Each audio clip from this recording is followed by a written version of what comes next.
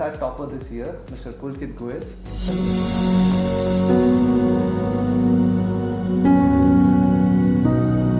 LSAT as an examination has been, in existence for more than 100 years around the globe, and in India this year it has reached 10 years of testing law students' aspiration to do law. So this year Pulkit has topped the All India rank with 99.98 percentile, and here we have him. So we are going to hear from the horse's mouth that what it took for him to top amongst the 8,000 students who appeared for LSAT this year. So hello Pulkit. Hello. And, the first question which most of the students are going to be very cheerful about listening to you would be, how did you arrive at the decision to do law? It's a story I actually like to tell people when I meet them, and they generally do ask me why I decided to study law. So I am a science student. I had PCM plus economics in my 11th and 12th, and I really wanted to study data sciences, so I worked hard to achieve that. I got letters of admission from a lot of renowned universities all over the world. I got it from University of Toronto, University of British Columbia, Hong Kong University of Science and Technology, and then I gave my boards and was quite satisfied with my boards, and I was sure I'd reached the minimum expected marks they wanted me to get into those courses.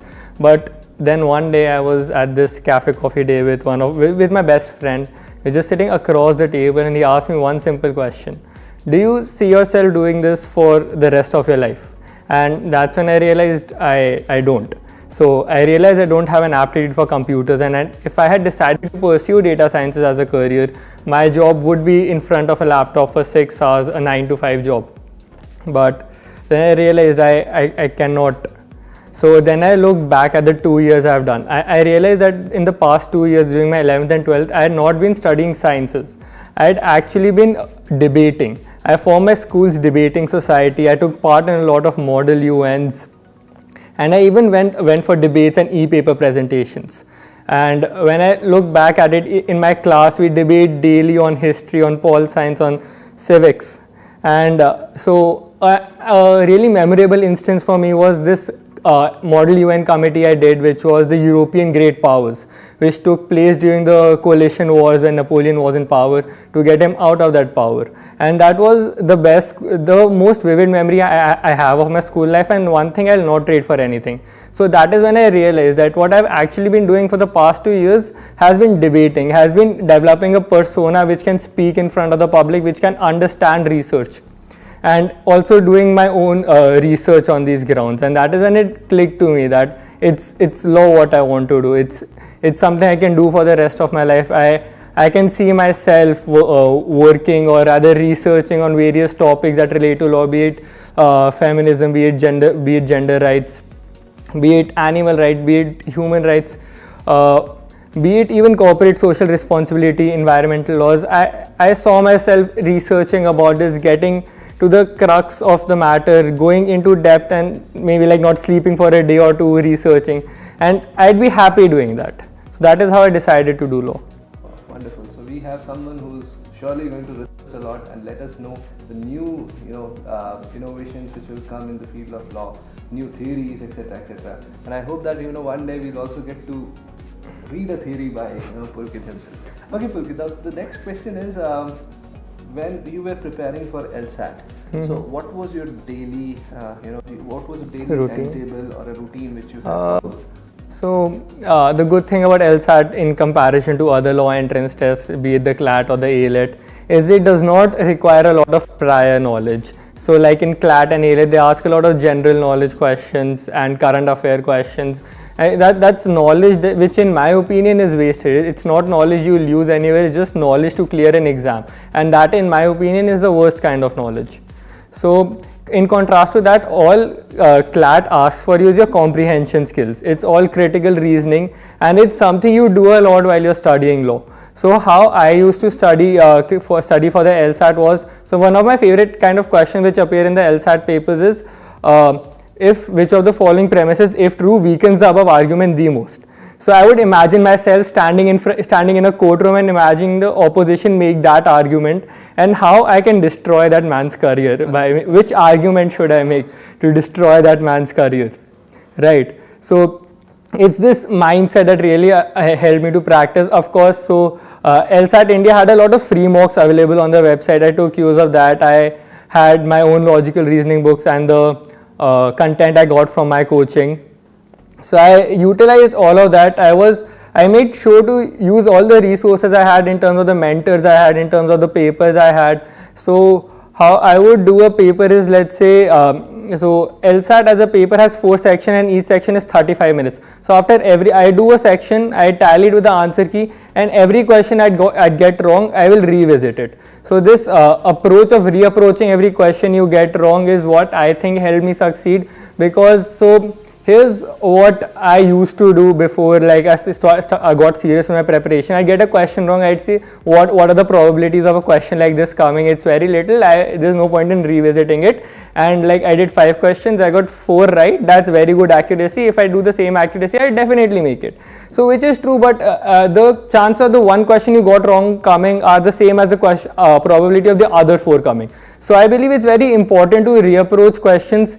And so again, the kind of question that comes are not questions you need anyone to teach to you. It's a very aptitude based exam. So in comparison to the CLAT or the ALET, let's say, that anyone can crack if they're prepared hard enough or religiously enough.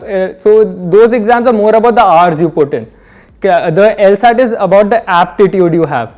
The aptitude you have for debating, the aptitude you have for comprehending stuff you don't know. So one of the passages I got in my LSAT paper was during an era of history I had no idea about, and we are not expected to know that, right? You're only supposed to understand the content given to you. You need to break that down, and even if you don't understand it, it's fine. All you need to do is follow the logic that's being given in the paragraph, get into the flow, and you'll be able to answer the questions. So that's how I prepared for my LSAT. So I have this reading habit which helped me for my LSAT, of course. So during my model UNs or the debates I go to, I do a lot of research. So it sort of got me into the habit of reading articles like those and understanding articles like those. That really helped me. But overall, what I'd say really helped me was reapproaching questions and not trying to memorize it, not trying to learn it, but trying to understand it. That's the best part about LSAT. They don't believe in rote learning skills, rather they believe in those skills which are the most important for a law student once he gets into a law school. And I'm very happy that you have a reading habit and you like reading, because that is something which is really going to be put in test in law school, because law school is all about reading stuff. Okay, so when you finished the test, did you believe that you're going to be the 99.98%? So I have this habit of, after I complete a test, I have this habit of scrutinizing each and every question I did and fretting over it. But contrary to this, LSAT was the only exam over which I did not fret. So I did the paper. I was satisfied. I came out of the exam hall knowing that I did my level best. I did what I had to do, and there's nothing more to it. Like worrying won't push my ranks 5 place ups or 10 place ups. It's not who worries more after the exam, it's who puts how much effort during the time you're giving that exam. Everything before it and after it is immaterial. So that is one ideology I took with me when I gave the LSAT. So obviously, I was quite happy with my performance, and I realized that my competition is with myself. So for competitive exams in general, it's not like how other people are doing. It's how you are challenging yourself, how far you are able to push yourself. So even if despite my performance, if I hadn't made it, I would still be happy with my performance, because I know it's the best I gave. And the people who are making it really deserve to be there if they are done better than me. So no, I did not come out thinking I'd be All India rank 1, 99.98 percentile. For me, the best part was when the exam was over, I came out happy and satisfied. I was with another friend. After that, we went to Ambience, had a burger, and went home and slept. So sleep was one thing that was really missing since the past 2 months, because they were first the BOAS, then it was CLAT, then was ALET, then was CLAT, then was LSAT. So I just caught up on all the lost sleep I had, binged a lot of movies, and I was just happy with how I had performed. Then now, the next question would be, how did you choose Jindal? So all right, so this is This is I had a fight with this with myself while I was deciding which college should I visit. So here's the problem how I see it. The problem being that we are born in a country where since you're born, it's been ingrained into you that government universities are the best and private universities start where government universities end. I had to unlearn that. I had to do my own research, not go by the societal norms, and then I started doing my research. So for me, one of the most important things a college can offer me is faculty. Course material is obviously secondary. If you have an amazing faculty, they don't care what the course material is. They'll teach you all they know and how they know, and they'll teach you in a way that you'll understand it better than anyone else who has good course material but bad faculty. Not to say Jindal has bad course material, of course, no, it's just an example I'm giving. So I went to the faculty page, I went through it, and so I saw that even the VC here was a Rhodes Scholar. There were 3 other Rhodes Scholars in the faculty. All the faculty members were highly educated from Oxford, Harvard, Stanford, and the best thing was they were constantly publishing new research, right? So from my understanding of law schools, how law schools work is you're given a reading you're supposed to do before you take the class, and on basis of that reading the class is taken. So in other law schools you're given articles from law journals that other famous people have published. Here professors hand you their own readings, their own acclaimed readings which have been published in international law journals, and thus as they're teaching you from their own reading, they can exactly tell you what was going through their mind while they were writing it, what exactly the argument means. So it's coming straight from the author. There's no speculation to it. And another thing, so as the faculty here is very young and robust, so they encourage a very interactive environment. They want us to scrutinize their work. So, and that is one thing I got into trouble a lot in school for, questioning the teachers. Why is this? They're like, book mein hai padho. They're like, I don't understand that. So I always had this habit of going beyond the textbook, and that's something I really pride myself over. So I remember there was this one physics concept regarding a sign convention which our teacher was like, if you find it out, please tell me too, because I even don't understand this. Okay? That was something no one was able to explain to me. So I spent time researching. I went on Quora, I went on every website, and everyone had a different point of view. Okay? But then I sat down to do the proof myself, and I realized it's very elementary why it's followed. And that is the kind of attitude that's encouraged here at Jindal. It's not just about reading old research. The professors here will push you to do your own research, and if you show merit enough, they'll be willing to write a paper with you, or maybe teach you the stuff they know. And believe me, the stuff that professors here know, you won't learn in any other law school. And on top of that, of course, after my campus visit, I can say that the infrastructure here is amazing. Okay? And that's basically how I decided my law school. No doubt about it, he's a topper of LSAT. He is very good when it comes to research, and he has actually researched a lot about us even before he came to join. So really great. So the final question: any message to the law aspirants who are probably seeing this video or who will be deciding upon to do law in the next coming year? Any message for them? So I have a few messages for you. So so a lot of my juniors and a lot of my batchmates were like, they'd have an edge in law entrance exams because they had legal studies as a subject. That's the stupidest argument I have ever heard. Okay? So do not think because you had science, because you had humanities, because you had commerce, you'd have an edge or you'd be at a disadvantage while giving these exams. These exams are nothing about what you learn in school. They're all about the exam itself. Anything, like I said, anything before that, anything after that is immaterial. It's how you perform within the time during that exam that really matters. And again, another tip I'd like to give to you guys is, don't be scared of the competition. Okay?